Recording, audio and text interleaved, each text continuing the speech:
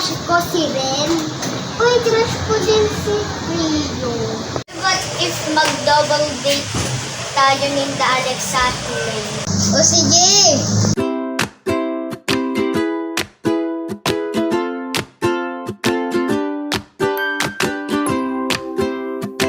Tara, hayain natin sila. Oo nga, baka hindi sila pumayag.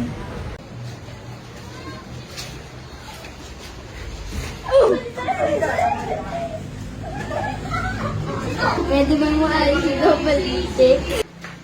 Ayoko nga. Joke lang, pwede naman. A few moments later.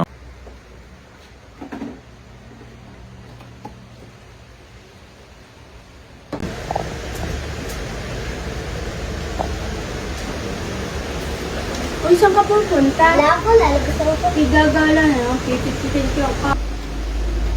Hoy, Alexa, tara na! Hinihintay na tayo!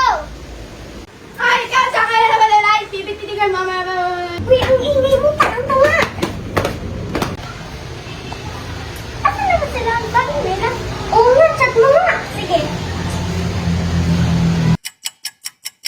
A few moments later. Tara nga na lang kayo umuwi. Sige, tara.